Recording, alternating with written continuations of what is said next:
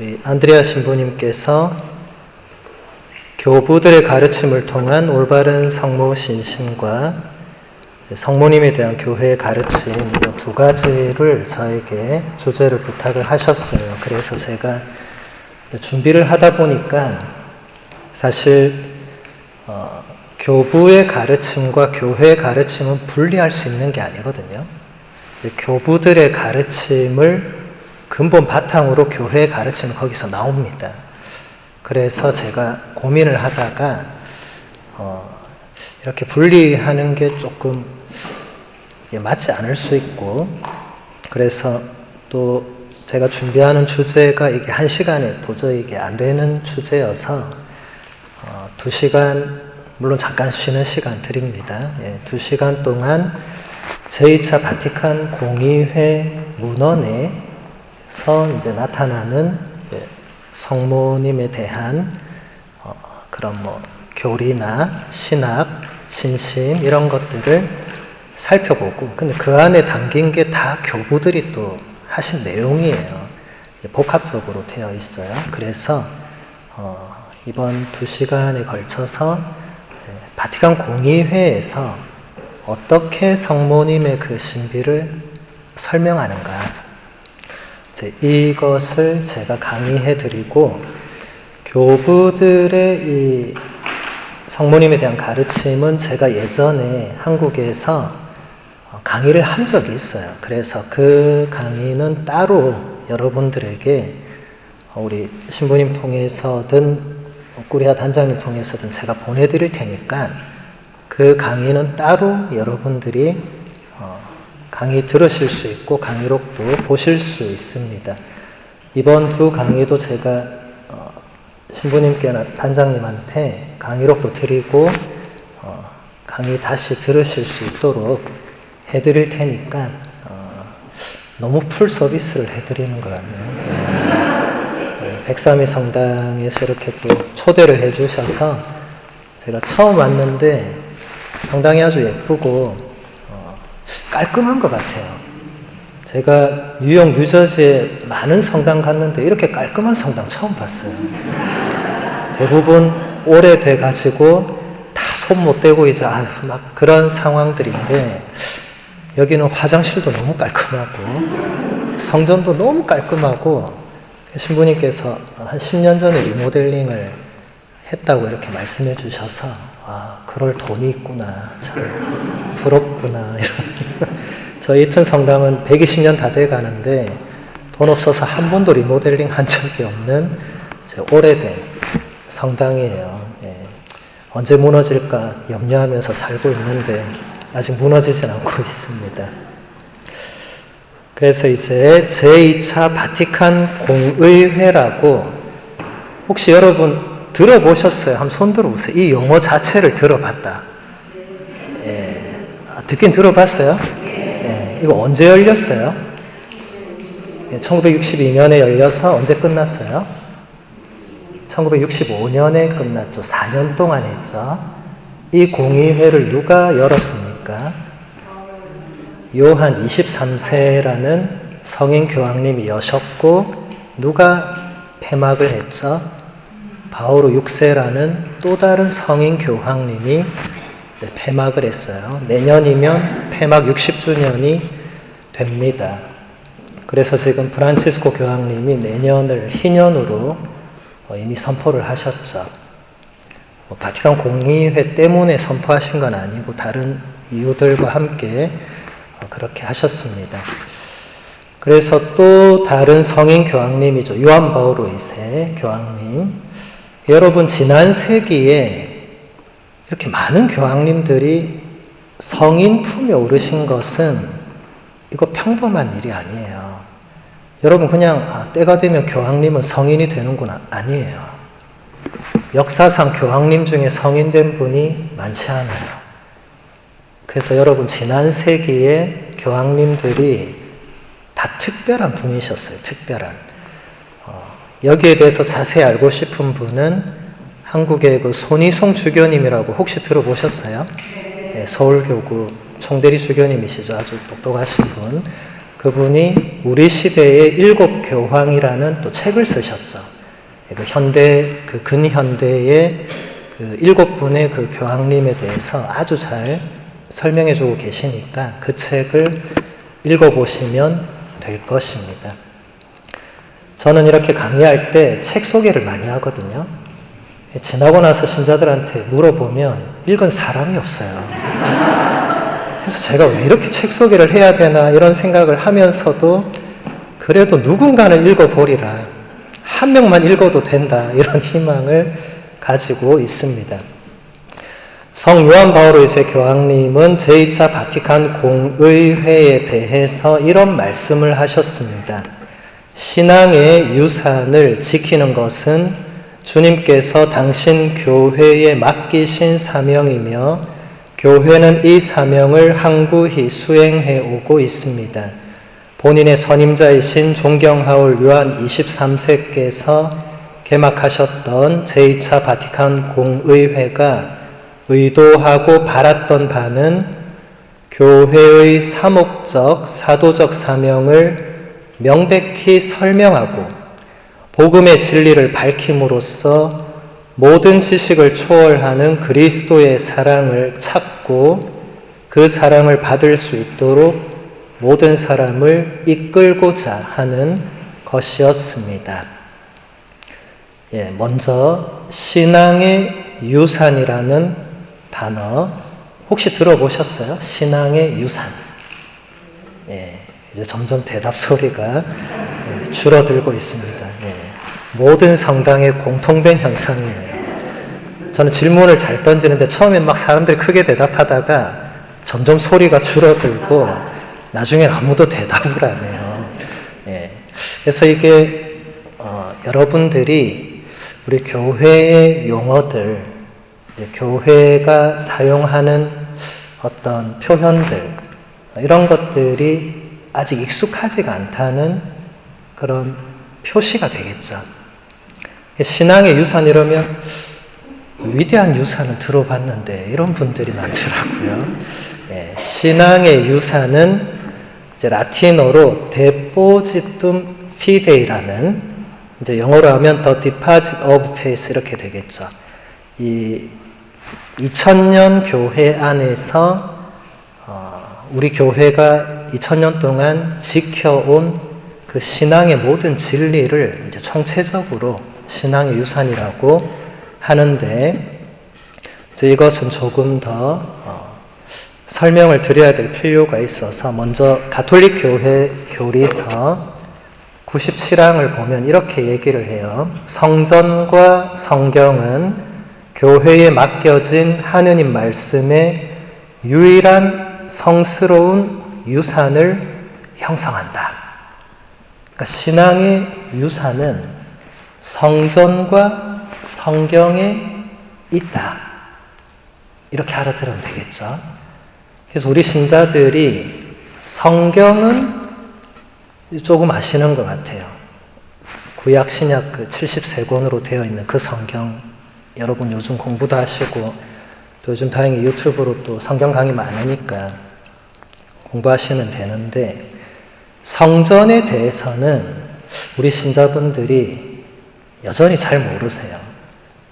제가 가는 곳마다 성전을 질문해 보거든요. 성전이 뭡니까? 이렇게 물어보면 대부분 여기가 성전 아니에요. 이렇게 되물어 보세요. 저한테. 여러분 여기가 성전이 맞습니까? 성전이 아닙니까? 성전이 맞아요? 경당 아니에요? 본당 아니에요? 성당 아니에요? 용어가 너무 많죠, 그렇죠? 이게 다 원어로 보면 다 조금씩 달라요. 그러니까 이제 사람들이 제가 이런 질문을 하면 이제 헷갈리는 거예요. 이게 성전인 줄 알았는데 성전이냐 물어보니까 이게 성전이 맞나? 이제 이런 생각을 하게 되는 거죠. 여기는 성전이 맞는데 이때 사용되는 한자는 우리 가톨릭 교회 용어는 다 한자를 음력한 거죠. 한자는 다 라틴어 원문을 한자로 번역했는데 우리는 그 한자를 소리 나는 대로 음력을 해서 사용을 해요. 그래서 한자를 보면 딱 알 수 있는데 한글을 보면 이 헷갈리는 게 많죠.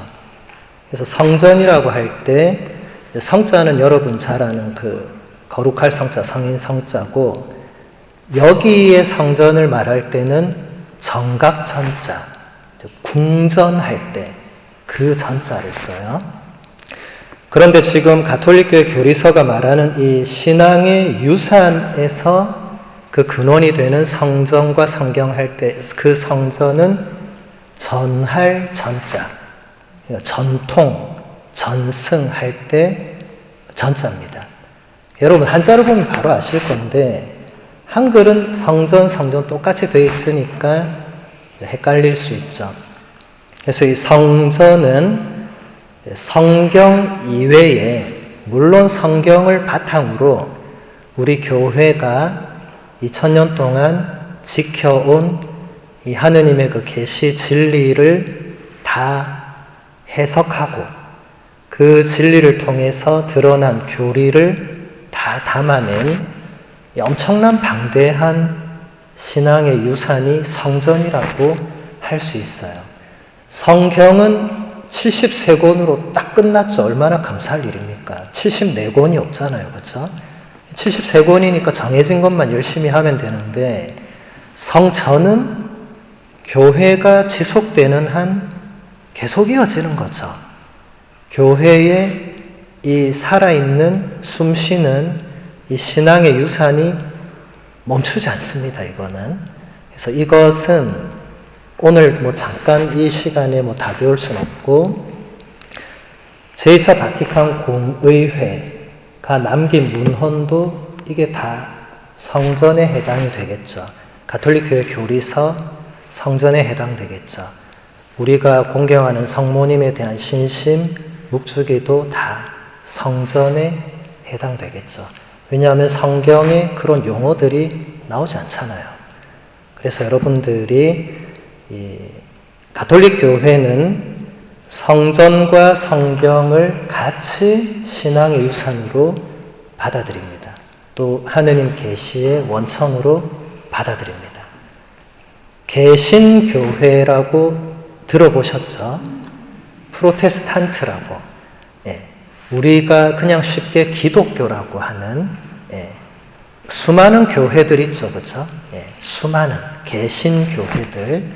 개신교회는 성전을 받아들이지 않습니다. 성경만 있으면 됩니다. 그래서 성모님에 대한 공경 없고 미사 없고, 그런 가톨릭 교회가 2000년 동안 지녀온 그런 신앙의 유산들을 대부분 마르틴 루터가 받아들이지 않았죠.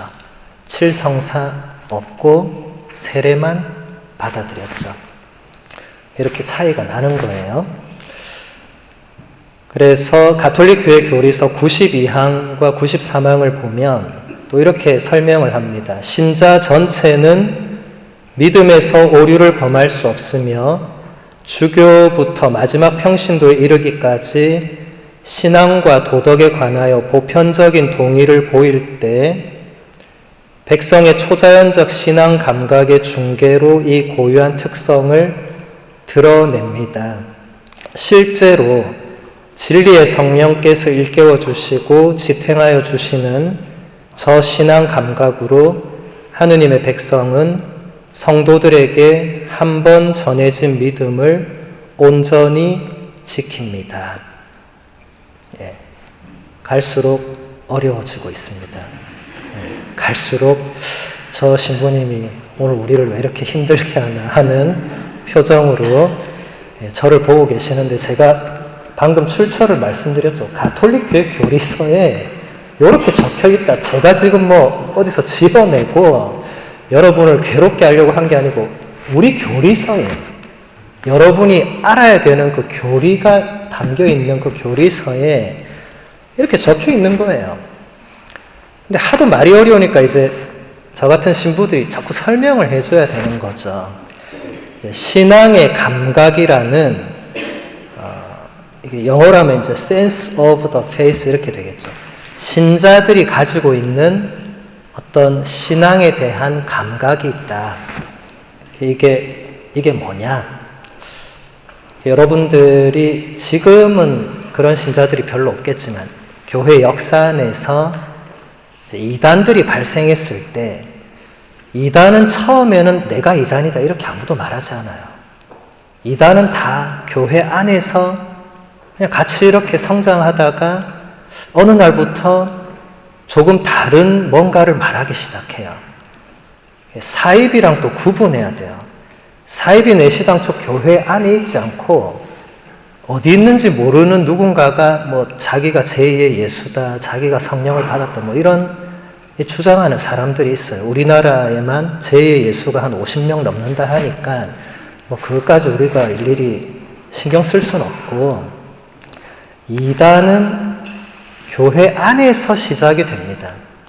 교회 안에서 출발해서 하느님의 계시 진리를 믿어오다가 거기서 교회가 정해놓은 어떤 틀이 있는데 그걸 넘어서는 경우에 이단이 되는데, 이것을 신자들이 이게 뭔가 내가 알고 믿고 있는 그리스도교 신앙과 다르다는 뭔가를 느끼는 거예요.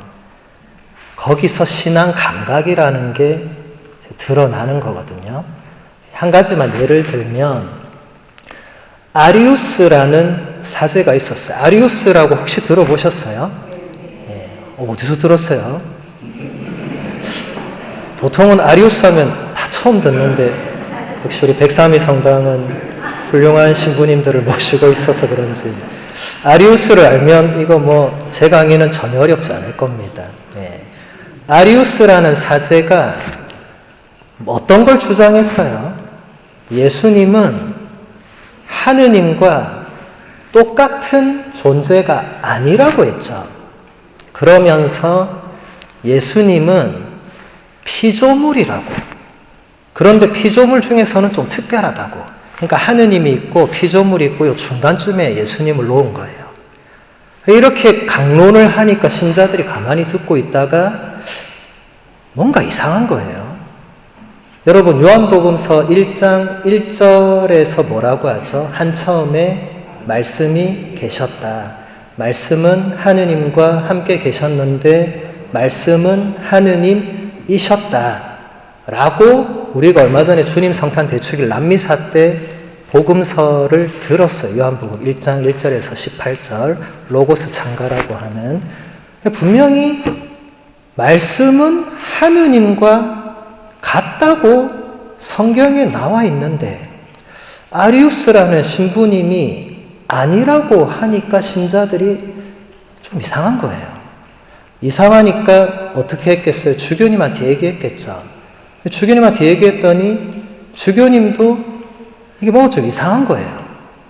그래서 아리우스 신부한테 야, 너 좀 뭐 이거 이상한데 하니까 아리우스는 아닙니다, 주교님. 제가 정말 성경 열심히 연구하고, 아리우스는 그 당대 최고의 학자였어요. 아주 뛰어난. 그래서 제가 열심히 연구하고 성경을 달달달 묵상하고 또 그 당시에 유행하던 플라톤 철학 이런 거를 다 자기가 공부하고 해보니까 이렇게 딱 결론이 나더라. 그러니까 또 몇몇 주교님은 그래 네가 나보다 똑똑하니까 네 말이 맞네 이러고 또 동의를 해요. 근데 또 어떤 주교님들은 그래도 그건 아닌데, 이렇게 돼서 이제 로마 제국이 아리우스를 지지하는 사람과 아닌 사람으로 둘로 갈라져 버려요. 콘스탄티누스라는 황제가 정말 어렵게 로마를 통일시켰는데 로마를 통일시킨 지 한 10년도 안 돼가지고 막 신하들이 큰일 났다고 막 보고를 하는데 뭐 때문에 큰일 났냐 하니까, 아니 아리우스라는 신부가 예수가 이 하느님과 다르다고 이제 설교를 하니까 지금 신자들이 둘로 갈라졌다고. 그러니까 콘스탄티누스가 자기가 기껏 통일시켜 놓은 나라를 아리우스라는 듣도 보도 못한 신부가 이거 뭐 둘로 갈라놓으려 하니까 이거 이래서는 안 되겠다. 그래서 모든 주교님들을 자기 별장에 다 불러 모아요. 그 별장이 니케아라는 곳에 있었어요. 그래서 거기서 주교님들 회의해라. 회의해서 이거 빨리 해결해라. 이렇게 해서 열린 공의회가 325년에 열린 제1차 니케아 공의회입니다. 그리고 381년에 콘스탄티노플에서 한 번 더 회의가 열리죠. 그래서 이 두 회의에서 신앙 고백문이 작성이 돼요. 그래서 이 두 가지를 합쳐서 니케아 콘스탄티노플 신경이라고 합니다. 오늘날까지 우리가 주일 미사 때 고백하는 신앙 고백문이죠. 사도신경과 니케아 콘스탄티노플 신경. 이 두 개 외에 제3의 신경을 고백하면 이단입니다. 사입이거나. 아마 그 어느 성당도 이 두 개 외에 다른 것을 고백하지 않을 거예요. 뭐 개신교나 다른 데는 제가 잘 모르겠고, 여러분 백삼위 성당은 둘 중에 하나로 고백하죠. 예, 주로 뭘로 합니까? 예, 역시 훌륭한 성당이에요. 예. 니케아 콘스탄티노플 신경으로 원래는 매주일 고백해야 됩니다. 여러분 매일 미사책 읽어보면 사도신경은 때에 따라서 바칠 수도 있다 이렇게 돼 있어요. 그러니까 니케아 콘스탄티노플 신경이 훨씬 더 정통신앙의 내용을 더 잘 설명을 하고 있어서 그렇죠.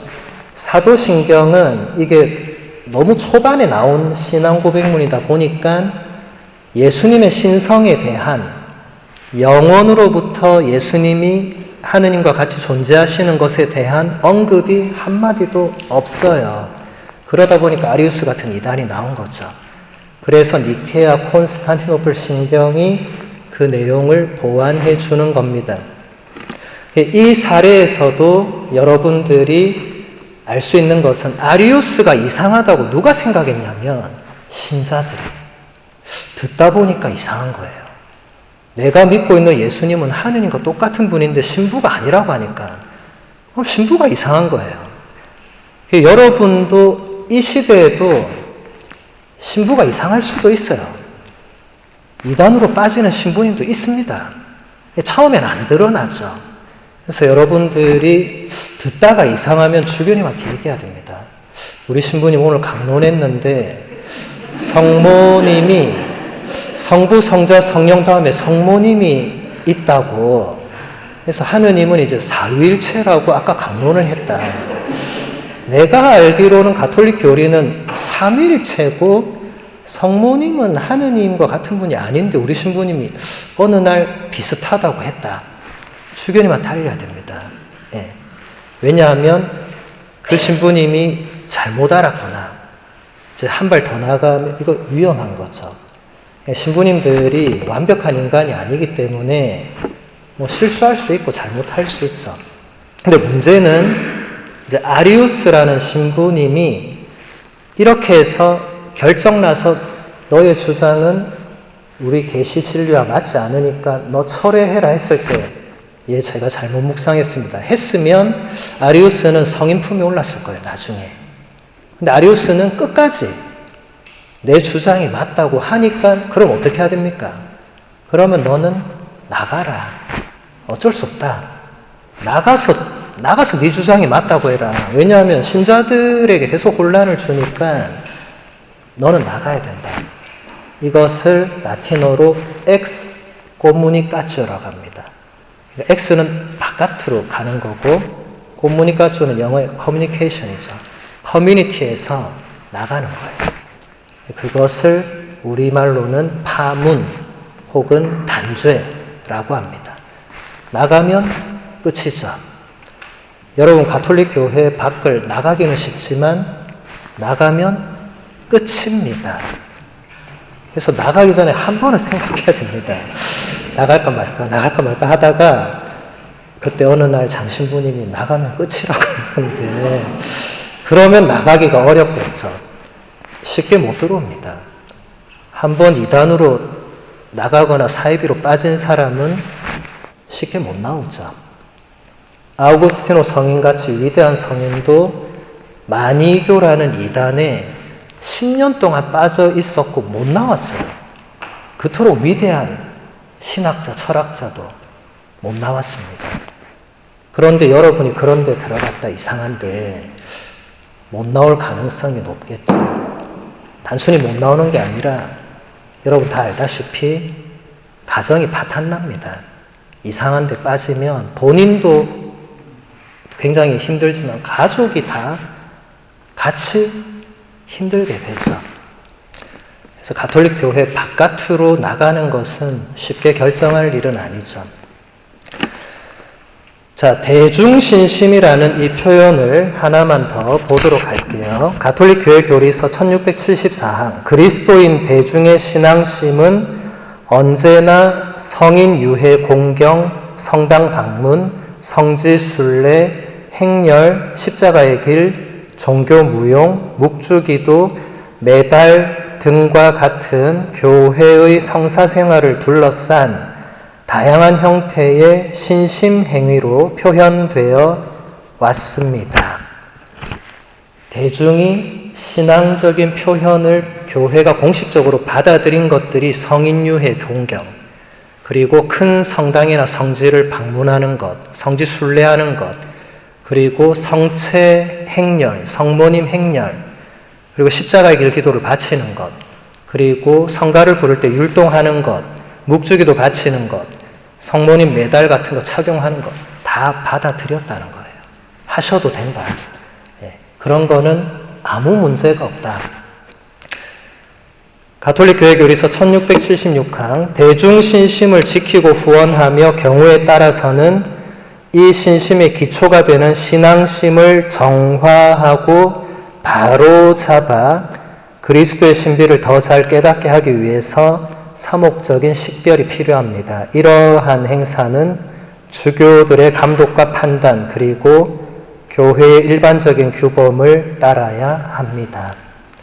이 대중신심이란 것은 없어질 수도 있는 거예요.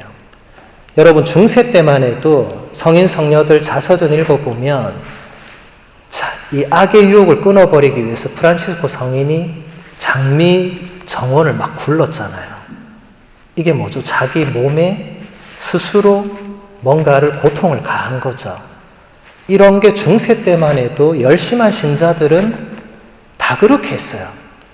그래서 열심한 신자들은 조그마한 채찍 같은 거 가지고 다니고 기도하다 졸면 그 채찍으로 자기를 막 때렸어요.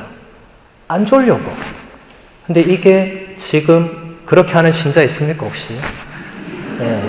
채찍 들고 막 나도 때리고 너도 때리고 이렇게 하는 신자 다행히 여기 안 계시네요. 다 없어졌습니다. 그러니까 중세 때에 그게 좀 과하다고 교회가 판단을 한 거죠. 그래서 그것은 어느 날부터 다 이제 사라진 거예요. 그래서 이런 것들을 누가 감독하느냐? 주교님. 그래서 주교님이 그거 이제 하지 마세요 하면 안 하면 됩니다. 여러분 순명은 우리 신부님들만 주교님께 순명하는 게 아니고 신자 여러분도 주교님께 순명해야 됩니다. 주교님이 하지 말라고 하는데 계속하면 어떻게 되죠? 파문됩니다. 여기는 그런 거 없겠지만 한국은 지금 나주율리아라는 그 어떤 여성분이 성모님이 피눈물을 흘리는 걸 봤네 하면서 지금 아주 오래된 얘기예요. 그러면서 막 난리를 쳐서 그래 알겠다 하고 광주 교구가 조사를 다 했어요. 조사해 보니까 아니거든. 아니어서 너 아니다 그거. 이제 그렇게 하지 마. 했는데 그러면 순명해야 되죠. 주교님이 아니라고 했으니까. 순명했으면 그분도 어떻게 됐을지 모르는데 순명 안 했죠. 순명 안 하면 어떻게 됩니까? 파문입니다. 제가 아까 뭐라고 했죠? 엑스 커뮤니티 나가는 거죠. 그래서 지금 광주교구와 한국교회는 공식적으로 발표했죠. 나주율리아의 그 집회에 참석하는 신자는 자동으로 파문된다. 그래서 여러분 모르고 갔으면 고해 성사를 통해서 용서받을 수 있지만 알고 가면 파문입니다. 나가기 싫어도 나가야 되는 거예요. 이런 게 좀 무섭게 들릴지 몰라도 이렇게 하지 않으면 어떻게 되겠어요? 엉망되는 거죠. 엉망이 됩니다. 가톨릭 교회는 2000년 동안 이단과 파문의 역사였다고 봐도 과언이 아니에요. 2000년 동안 이단은 한 번도 사라진 적이 없습니다. 이단은 교회가 끝날 때까지. 여러분, 밀과 가라지의 비유라고 들어보셨어요? 안 들어봤어요? 네, 들어보셨죠? 분명히 밀을 뿌렸는데 가라지가 덧나잖아요. 이게 왜 덧나는지는 알 길이 없어요. 그런데 주인이 뭐라고 하죠? 수확 때까지 내버려 두라고 하죠. 수확은 무엇을 의미하죠? 종말을 의미합니다. 그러니까 종말 때까지 이단이나 사입이나 우리 정통교회와 맞지 않는 그런 주장을 하는 사람들은 마지막까지 있을 것이다. 그래서 여러분 조심해야 됩니다. 항상 그런 사람들이 우리 순진한 가톨릭 신자들을 노리고 있죠. 우리 신자들이 너무 착하다 보니까 노림수가 되는 것 같아요. 그래서 여러분 조심하셔야 되고, 계속 요한복음에서 교황님 말씀을 마저 보면 교황 요한 23세께서는 그리스도교 교리의 값진 유산을 더 잘 보존하고 설명해서 그리스도인들과 선의의 모든 사람이 거기에 더욱 쉽게 다가설 수 있게 하는 것을 이 공의회의 가장 중요한 임무로 삼으셨습니다. 그러므로 제2차 바티칸 공의회는 시대의 오류를 단죄하기보다는 신앙 교리의 힘과 아름다움을 명쾌하게 드러내고자 노력했습니다. 요한 교황님은 이렇게 말씀하셨습니다. 이 공의회의 빛은 교회를 위한 영적 풍요로움의 원천이 될 것입니다. 여기서 새로운 힘을 얻은 교회는 두려움 없이 미래를 바라보게 될 것입니다.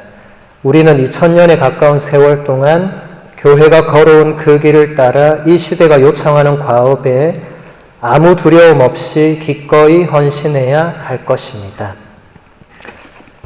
한 가지만 여기서 말씀을 드리면 제2차 바티칸 공의회는 처음으로 그 시대의 오류와 이단을 단죄하지 않았습니다. 그 이전까지 모든 공의회는 그 시대의 이단과 오류를 단죄해서 목록에 나열했거든요. 그래서 오늘날 같으면 제가 아까 말씀드린 나주윤리야, 여기는 파문이다. 신자들은 거기에 가면 자동 파문이다. 이런 것을 공의회가 반드시 남겼어요. 근데 요한 23세는 이번 공의회, 그러니까 제2차 바티칸 공의회는 그런 쪽보다는 좀 다른 쪽으로 한번 치중을 해보자. 우리 그리스도교의 2000년의 신앙의 유산을 우리 신자들이 너무 모르니까 그것을 더 드러내고 해설하고 이런 쪽에 초점을 맞추자라고 한 거죠.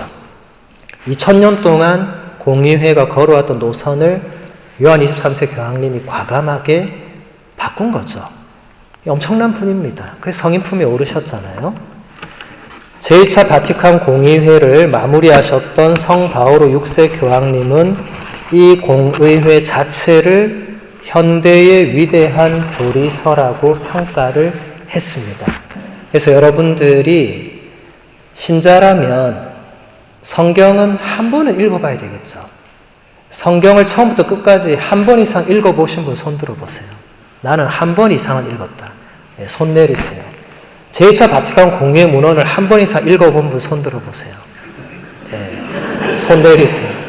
가톨릭 교회 교리서를 한 번이라도 읽어봤다 손 들어보세요. 네, 손 내리세요. 그래도 여기는 훌륭한 신자들이 역시 훌륭한 신부님이 계셔서 있는 것 같아요. 제가 다른 성당 가서 성경 읽어본 분 하면 서로 눈치를 봐요. 근데 공의회 문헌 읽어본 분 하면 갑자기 다들 놀래요. 그런 거 읽어야 됩니까? 이런 눈빛으로 저를 바라봅니다. 읽어야 되겠죠. 지금 바오로 6세 교황님이 뭐라고 했어요? 이 자체가 위대한 교리서니까 신자들이 교리 잘 모르잖아요. 읽어야 되겠죠. 그리고 가톨릭 교회 교리서는 당연히 읽어야 되겠죠. 공식 교리서니까. 그래서 여러분들 신앙과 교리에 대해서 잘 모를 때 유튜브 찾지 말고 가톨릭 교회 교리서를 찾아야 됩니다. 그게 사전 같은 거예요. 가장 기본이에요. 유튜브 혹은 인터넷에 있는 지식과 정보는 여러분들이 이게 신뢰할 수 있는지 없는지 식별부터 해야 되는데 그것도 위험할 수 있거든요. 그러니까 일단 가톨릭 교회 교리서는 여러분이 식별하고 이런 필요 없어요. 교회 공식 교리서니까 거기서 그 뭐라고 하는지 찾아보면 웬만한 건 다 나옵니다. 그리고 잘 모르겠으면 이제 본당 신부님께 여쭤보면 됩니다. 신부님 제가 교리서까지 찾아봤는데 잘 모르겠다. 그럼 신부님께서 친절하게 안내해 주실 거예요. 예. 그래서 이제 이 바티칸 공의회 문헌에서 성모님에 대해서 어떤 얘기를 하는지 보도록 하겠습니다. 먼저 일치운동에 관한 교령. 제2차 바티칸 공의회 문헌은 4개의 큰 대헌장이 있고요. 그 다음 9개의 교령이 있고 그 다음 3개의 선언문이 있는데 일치운동에 관한 교령, 그러니까 말 그대로 이 그리스도교 또 모든 종교가 어떻게 일치해야 하는가에 대한 그 방향을 제시한 거예요. 여러분 지금 우리가 무슨 주간을 지내고 있죠? 일치주간을 지내고 있죠. 예. 여러분 일치주간 들어본 분 손 들어보세요. 예. 일치주간은 1월 18일부터 1월 25일까지 오늘 며칠이에요? 1월 21일이죠. 벌써 그렇게 됐나 하는 분들이 많으실 건데 벌써 그렇게 됐습니다. 1월 18일과 25일 사이에 있으니까 오늘은 일치주간 안에 있죠. 예. 이 주간은 뭐 하는 주간일까요? 그리스도교 일치를 위해서 한 주간 동안 기도하는 주간입니다. 1월 25일이 무슨 날입니까? 바오로 사도의 회심 축일입니다. 여러분 제가 지금 불교 신자들 앞에서 강의하는 거 아니죠? 예, 갈수록 지금 침묵이 흐르고 있어서 근데 다행히 여러분만 그런 거 아니라고 제가 몇 번 얘기했죠. 제가 어디 가서 강의해도 이 정도 되면 다 이제 대답 안 해요. 그냥 이제 나는 포기했습니다. 이런 눈빛으로 저를 바라보시는데 일치 주간에 딱 주일이 끼게 돼 있는 게 바로 오늘. 오늘 무슨 주일이죠? 연중 제3주일이죠. 그래서 프란치스코 교황님께서 이 일치주간의 이 주일을 그냥 보내면 안 되겠다. 그래서 지난 2019년 9월 30일에 여러분 9월 30일이 무슨 날인지 혹시 아세요? 예, 예로니모라는 성인의 축일입니다. 예로니모 성인 들어봤어요? 예, 영어로 제롬이라고 하는 뭐 하는 분이에요 그분이? 예, 히브리어로 된 구약 성경과 그리스어로 된 신약 성경 73권을 모두 다 그 당시 대중이 사용하던 라틴어로 번역한 엄청난 분이죠. 성경학자로는 독보적인 분이죠. 예. 그래서 교황님들이 성경과 관련된 것은 반드시 9월 30일에 발표해요. 예로니모 성인의 축일에 발표합니다. 그래서 여러분 이런 것 좀 알고 계셔야 됩니다. 교황님들이 그냥 심심해서 가을에 할 게 없어가지고 내 뭐 하나 해야 되겠다 해서 9월 30일에 뭘 발표하는 게 아니고 그날에 맞춰서 준비를 하는 거예요. 예로니모 성인이 너무 특별하시니까. 그리고 성경에 관해서 얘기하려면 반드시 예로니모 성인을 인용해야 됩니다.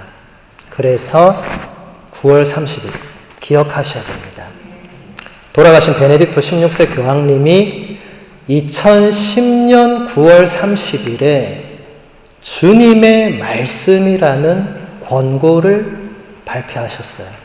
혹시 들어보셨습니까? 네. 혹시 그 권고 읽어본 분 계세요? 네. 그거는 한 번은 읽어보셔야 됩니다. 여러분 성경을 읽기 전에 성경을 그냥 읽으려면 어렵잖아요. 그래서 베네딕토 교황님이 성경을 어떻게 읽어야 되는지, 그리고 성경은 무엇인지, 그리고 우리 교회 안에서 성경은 어떤 위치를 차지하는지 아주 자세하게 설명을 해 놓았습니다. 그래서 그 권고는 여러분들이 꼭 한 번은 읽어보셔야 된다. 그걸 발표한 날도 정확하게 9월 30일. 그래서 일치운동에 관한 교령 15항을 보면 에페소 공의회는 평생 동정이신 마리아를 지극히 거룩하신 천주의 모친이라고 장엄하게 선언함으로써 성경에 따라 그리스도께서 본래 참으로 하느님의 아드님이시며 사람의 아들이심을 깨닫게 하였고, 동방의 그리스도인들은 전례 예배에서 가장 아름다운 노래로 성모님을 찬양합니다. 에페소 공의회라고 들어봤어요? 네. 에페소 가보셨어요? 네. 예, 그리스, 터키 성지 순례하면 꼭 가게 되죠, 그렇죠? 예, 에페소에 가면은 에페소 공의회가 거기서 열렸는데 431년에, 그러니까 아까 제가 381년에 콘스탄티노플 공의회가 열렸다고 했죠. 딱 50년 뒤에 에페소에서 다시 공의회가 열렸습니다. 이게 왜 열렸냐면 네스토리우스라고 혹시 들어보셨어요? 예, 대단하네요. 들어본 분이 있네. 예, 네스토리우스 이분은 주교님이었어요. 주교님. 네스토리우스라는 주교님이 이제 성모님에 대해서 이제 주교님이니까 또 얼마나 열심히 공부하고 묵상을 했겠어요? 열심히 묵상을 하다 보니까 성모님은 예수님의 어머니시지 하느님의 어머니라고 표현해서는 안 된다 라고 이제 결론을 내리고 또 신자들에게 강론을 하기 시작했어요. 신자들이 가만히 들어보니까 하느님의 어머니라고 천주의 모친이라고 라틴어로 마테르, 영어로 마드로브 가시라고 하잖아요. 계속 그렇게 해왔는데 왜 이 주교님이 갑자기 이제 그렇게 쓰면 안 된다고 하니까 이제 신자들이 다른 주교님한테 얘기한 거예요. 우리 주교님이 이렇게 얘기하는데 이게 맞느냐. 그래서 그 당시에 알렉산드리아의 총대주교님이 치릴로라는 성인이 계셨어요. 그분이 그것을 듣고 네스토리우스 주교님께 편지를 써서 그거 아니라고, 하느님의 어머니라는 이 표현은 교부들이 한결같이 써왔던 표현이고, 여러분 하느님의 어머니라고 말할 때 전능하신 창조주 천주 성부한테 어머니가 따로 있다 이 의미예요? 아니죠. 지금 이 의미로 알고 계신 분들은 상당히 곤란합니다. 지금 창조주한테 어머니가 있으면 됩니까? 안 됩니까? 안 되죠. 창조주의 어머니는 없죠. 창조주 다 밑에 있어야 되잖아요. 그럼 하느님의 어머니란 말은 이 무슨 말이에요? 예수님이 하느님과 같은 분이라는 표현이죠. 그런데 네스토리우스라는 주교님이 굳이 이것을 그리스도의 어머니로 따로 불러야 된다 이렇게 하니까 신자들이 아닌 것 같다고. 이게 아까 제가 뭐라고 했죠? 신자들의 신앙 감각, 대중신심이 그거 아닌 것 같은데. 예. 우리 그리스도교 역사는 신앙 감각이 참된 계시 진리와 이단을 구분하는 아주 중요한 역할을 했어요. 신자들이 먼저 그렇게 나오니까 이제 성인 혹은 교부들이 이제 거기에 대해서 뭔가 반박을 하고 그렇게 한 거죠. 그래서 어쨌든 에페소 공의회에서 치릴로 성인의 그 주장을 받아들여서 성모님은 하느님의 어머니, 하느님을 낳으신 분으로 부르는 게 맞다. 네스토리우스 주교님께 당신의 주장을 철회해라 했는데 또 네스토리우스 주교님이 안 했어요. 안 하면 어떻게 된다고 했습니까? 예, 나가야 된다. 그래서 네스토리우스 주교님도 안타깝지만 나가게 됐죠. 그분이 순명했으면 성인품이 올랐을 정도의 수준이 있었는데 좀 안타깝죠, 그렇죠? 여러분, 그래서 순명은 그토록 중요한 겁니다. 순명에 대해서 한 가지 제가 좋은 예를 하나만 들면, 여러분 오상의 비오 신부님이라고 들어보셨죠? 예, 그분 어디에 계셨던 분이에요? 이태리의 피에트렐치나라는 저 밑에 이태리 남부 진짜 저 끄트머리에 있는 시골 마을에 산 조바니 로톤도라고 아주 시골 마을 있어요. 가본 분 있어요? 그런데 안 가고 다 어디 가세요, 여러분? 뭐 좋은데 다니시겠지만 신자들은 그냥 놀러 가면 안 되고 성지들을 방문해야 됩니다, 여러분. 놀러 가더라도 근처에 무슨 성지가 있나, 무슨 성당이 있나 찾아보고 가야 됩니다. 거기 오상의 비오 신부님이 성인품에 오르셨는데, 오상의 비오 신부님이 왜 오상의 비오예요? 오상이 무슨 말이에요? 5 상처죠. 어떤 5 상처를 말해요? 예수님이 양손, 양발, 옆구리에 상처가 있죠. 예. 자세히 보세요. 양손, 양발, 옆구리 하면 5개죠. 예. 그게 오상이라고 하죠. 그래서 비오 신부님이 어느 날 이 오상을 받게 되죠. 그래서 비오 신부님 양손, 양발, 옆구리에 구멍이 나게 됩니다. 어떻게 되죠? 피가 나죠. 여러분 지금 제가 뭐 유치원에 와서 지금 강의하고 있습니다. 여러분 살갗에 구멍이 나면 어떻게 가만 보고 있어요, 여러분? 구멍 나면 아이고 구멍이 났네 이러고 있어야 돼요. 피가 날 거 아니에요. 피 나면 어떻게 해야 됩니까? 막아야죠. 안 막으면 어떻게 됩니까? 바로 하느님 만나러 가는 거죠. 막아야죠. 그 비오신 분도 어떻게 했어요? 맨날 붕대로 이거 칭칭 막 감았죠. 네. 근데 미사 드릴 때 여러분 사진 보면 비오신 분님 이렇게 해도 여기 막 피가 계속 이렇게 나왔죠.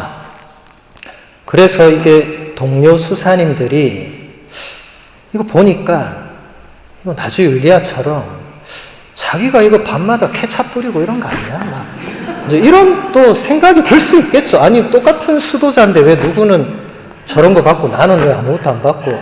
그렇게 돼서 동료 수사님들이 바티칸에 투서를 넣습니다. 이거 다 사기라고, 쇼라고. 여러분 항상 적은 가까이 있습니다. 여러분 적이 저 멀리 있는 것 같죠? 최측근에 누군가가 있습니다. 유다를 떠올려 보시면 충분히 알 수 있습니다. 시편에도 나오죠. 그러나 너였도다 내 동배 내 동무 내 친구 정답게 같이 길을 걷던 네가 나를 배신하죠. 가이사르도 마지막에 브루투스 너마저 나를 배신하는구나 하고 죽잖아요. 네. 비오 신부님도 동료들의 모함을 받아서 바티칸에서 비오 신부님께 명령이 내려옵니다. 비오 신부님은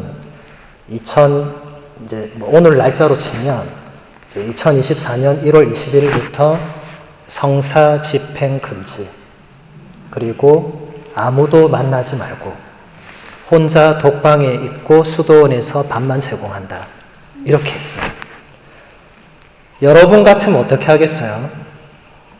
저 같으면 너무 열받고 억울해서 바로 바티칸에 다시 편지 쓸 거예요. 교황님, 제가 지금 피나는 것도 아파 죽겠고 억울해 죽겠는데 지금 뭐 말도 안 되는 모함 듣고 지금 저한테 그렇게 하시는 건 너무 말도 안 된다 라고 저는 반박의 편지를 보냈을 겁니다.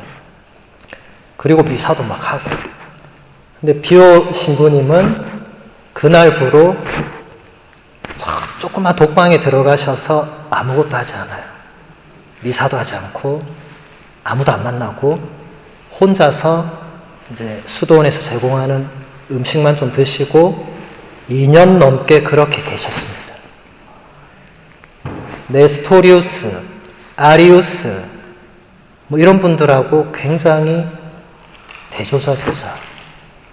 그래서 비오신부님은 결국 어떻게 됐죠? 성인 품에 오르게 됐죠. 여러분, 성인 품에 오르려면 바티칸에서 심사를 하는데 기적 심사를 해요. 어떤 기적 심사를 하냐면 누군가가 그 성인에게 정구를 청해서 기적이 일어나야 돼요. 근데 이게 한 건으로는 안 돼요. 두 건이 있어야 돼요. 왜냐하면 하나는 뭔가 비슷한 사례가 발생할 수 있기 때문에 바티칸이 이토록 철저합니다. 두 개가 있어야 돼요. 그런데 비오신부님은 물론 성인품에 오른 분들은 다 두 개 이상의 기적이 통과된 분이죠. 그 중에 하나가 크라코프라는 곳에, 폴란드의 크라코프라는 곳에 교구장 주교님이 비오신부님을 찾아온 적이 있어요. 살아계실 때. 찾아와서 제가 아는 신자가 이렇게 해서 지금 죽을 위험에 있는데 비오신부님 기도를 좀 해달라. 이렇게 하고 이제 떠납니다. 비오신부님이 제가 기도하겠다고. 그래서 그 신자가 극적으로 나아요. 그래서 크라코프 그 주교님이 비오신부님께 편지를 써보내요.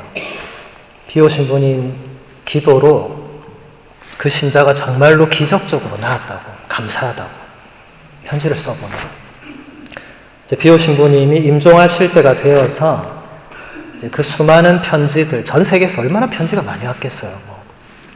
기도해달라, 이렇게 도와달라 이런 식으로 편지 다 정리하라고 하면서 그 비서한테 크라코프 주교님한테 온 거는 가지고 있으라고, 나중에 사용될 거라고 그렇게 했어요.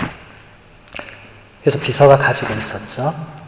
그 크라코프 주교님이 나중에 교황이 됩니다. 요한 바오로 2세. 놀랍지 않습니까? 요한 바오로 2세 교황님이 비오 신부님을 직접 만나게 된 거죠. 본인 주교 때. 그리고 비오 신부님 기도로 본인이 부탁한 신자가 기적적으로 나은 걸 본인이 봤잖아요. 요한 바오로 2세 교황님이 비오 신부님을 복자품에 올리시죠. 그리고 결국 성인 품에도 오르시죠. 비오 신부님이 순명하지 않았으면 지금 아마 제가 이단자 목록에 또 한 명 나왔을 거예요. 참, 그분은 오상까지 받았는데도 안타깝게 성인 품에 오르지 못하고 그렇게 됐을 거라고. 근데 순명했잖아요, 순명. 그래서 여러분, 이 순명이 정말 중요한 거예요. 여러분도 주교님께 순명하셔야 돼요. 주교님이 하지 말라고 하면 억울해도 안 해야 됩니다. 나중에 풀리게 돼 있습니다. 억울한 거는. 인간적인 건 언젠가 다 풀리게 돼 있어요. 근데 순명을 하느냐 안 하느냐는 본인이 정말 이 하느님의 뜻이 교회를 통해서, 그 교회의 장상을 통해서, 결국 우리한테는 그 주교님이죠. 주교님을 통해서 온다는 것을 받아들이느냐 받아들이지 않느냐 문제이기 때문에 순명은 중요합니다. 그래서 에페소 공의회에서 네스토리우스가 단죄되고 성모님은 하느님의 어머니로 장엄하게 선포가 되어서 여러분 지금까지도 미사 드릴 때 반드시 미사 경건안에 사제가 이 부분을 기도하시죠. 아까 신부님 미사할 때 여러분 기억나시죠? 예. 하느님 그 미사 경건안에 하느님의 어머니 복되신 동정 마리아와 그 배필이신 성 요셉과 이렇게 쭉 나가죠, 그렇죠? 반드시 하느님의 어머니라고 거기 돼 있어요. 예. Mother of God 이렇게 돼 있습니다. 그것을 만약에 어떤 신부님이 그리스도의 어머니 이렇게 말하면 어떻게 해야 된다? 주교님한테 바로 전화해야 됩니다. 우리 신부님이 지금 하느님의 어머니라고 하지 않고 계속 그리스도의 어머니, 그 진짜 얘기해야 됩니다. 그 신부님 굉장히 심각한 오류를 범하는 거거든요. 그런 분들이 안 계시겠지만 혹시 어디선가 그런 말 들으면 주교님한테 빨리 알려서 바로 잡을 수 있도록, 안 그러면 성당 갈라질 수 있거든요. 그 다음 사제 양성에 관한 교령 8항을 보면 이렇게 나옵니다. 신학생들은 예수 그리스도께서 십자가에서 운명하시면서 제자에게 어머니로 맡겨주신 복되신 동정 마리아를 자녀다운 신뢰로 사랑하고 공경해야 합니다. 이것은 신학생에게만 해당되는 게 아니라 우리 모두에게 마찬가지죠. 우리에게도 어머니로 주셨죠. 십자가의 예수님이 성모님을 요한에게 맡기실 때 그 요한은 특정한 한 인물을 말하는 게 아니라 요한이라는 인물로 대변되는 예수님 제자 전체를 말해요. 그래서 그때부터 요한은 성모님을 자기 집에 모셨다라고 번역되어 있는데 정확하게 말하면 잘못된 번역입니다. 그리스 원문에는 집이라는 단어가 없어요. 영어 성경도 어쩔 수 없이 그 집으로 번역을 하더라고요. 왜냐하면 원문 그대로 번역하면 그때부터 그 제자가 성모님을 자신의 것들 안으로 모셨다 이렇게 되는데 이 말이 이상하잖아요. 더 혼란을 낳을 수 있죠. 신자들이 해석을 할 때. 그래서 이게 성모님을 어머니로 주신 것은 요한 개인에게 주신 게 아닙니다. 요한으로 대표되는 모든 우리 그리스도 제자들, 지금 우리 모두에게 성모님은 어머니가 되시죠. 그래서 우리 모두는 복되신 성모님을 자녀다운 신뢰로 사랑하고 공경해야 되겠죠. 여기 계신 분들은 다 레지오 단원이니까 당연히 그렇게 하시겠지만 간혹 여러분들이 레지오 단원 아닌 신자분들 볼 때 전혀 성모님을 공경하지 않는 신자들을 볼 수 있을 거예요. 대단히 안타까운 일이에요. 성모님을 어머니로 공경하지 않는 신자가 있다면 대단히 불행한 신앙생활이에요. 어머니 없이 신앙생활을 얼마나 잘할지 저는 잘 모르겠는데 좋지 않습니다. 물론 성모님과 이렇게 좀 가깝지 않아도 신앙생활을 할 수는 있겠죠. 그런데 프란치스코 교황님도 그런 신자들이 있다면 대단히 안타까운 일이라고, 성모님 없이 신앙의 여정을 걸어가는 사람들이 만약에 있다면 너무 안타까운 일이라고 몇 번 말씀하신 적이 있죠. 왜냐하면 여러분 프란치스코 교황님이 첫 번째로 권고를 내신 게 복음의 기쁨이라는 권고를 내셨어요. 들어보셨어요? 읽어보셨어요? 훌륭한 분들이 많으십니다. 거기 보면 마지막에 교황님이 성모님에 대해서 어떻게 말씀하시냐면 십자가 아래에서 새 창조의 절정인 이때에 예수님은 성모님을 우리에게 어머니로 주셨습니다. 그리고 그 다음 뭐라고 하셨냐면 우리가 어머니 없이 이 신앙의 나그네 길을 걸어가기를 예수님이 원하지 않으셨기 때문이라고. 굉장히 감동적인 구절이에요. 교황님은 성모님 없이 이 신앙의 여정을 걸어간다는 것은 상상할 수 없는. 근데 여러분들이 성모님을 어머니로 공경하고 신뢰하지 않고 그냥 신앙생활을 충실히 한다. 그거는 조금 말이 안 되는, 그리고 조금 위험할 수 있는. 그래서 여러분들, 여기 계신 분들이야 다 성모신심이 투철하실 거니까 제가 걱정하지 않지만 성모님을 어머니로 모셔야 된다. 여러분, 세상의 어머니랑 예를 들어서 사이가 좋지 않은 분이 있을 수 있어요. 예를 드는 거예요. 지금 여러분 중에 누군가를 제가 콕 집어서 얘기하는 게 아니에요. 예를 드는 거예요. 예를. 만약에 세상에 이제 친어머니와 좀 뭔가 사이가 불편한 분이 있다. 이런 분들은 성모님을 어머니로 모셔라 하면 반감이 와요. 본인이 어머니랑 불편한데 성모님을 어머니로 아이고 불편해. 그래서 어떤 신자는 하느님을 아버지라고 안 부르는 사람이 있어요. 왜 안 부르냐니까 본인의 친아버지랑 너무 안 좋은 거예요. 아버지란 단어가 트라우마예요. 상처고. 그 단어만 나오면 막, 이 몸이 막, 이 힘든 사람들.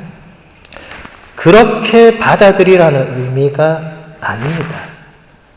성모 어머니랑 친어머니는 이게 차원이 다른 거죠.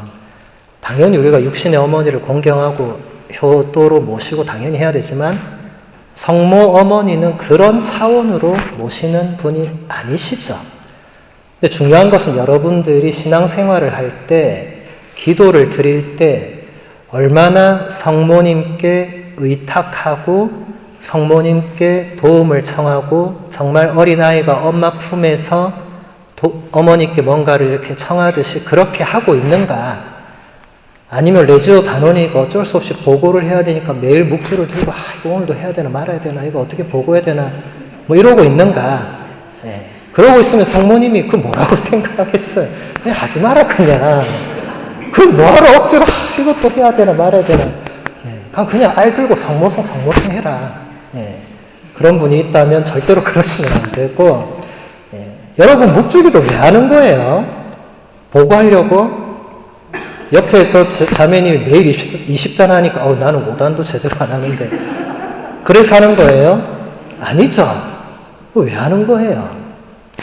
성모님과 함께 성모님의 눈길로 복음의 신비를 묵상하는 게 묵주기도잖아요. 예.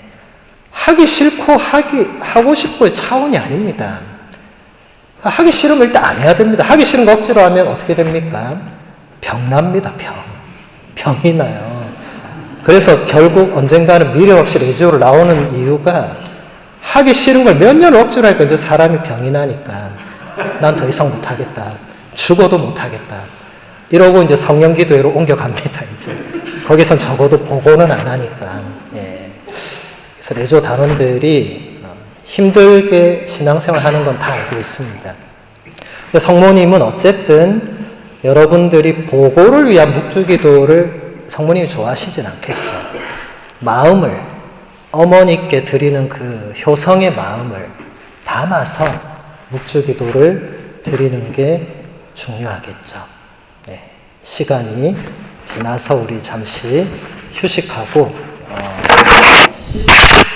15분 뒤에 다시 강의하도록 하겠습니다. 잠깐 휴식할게요.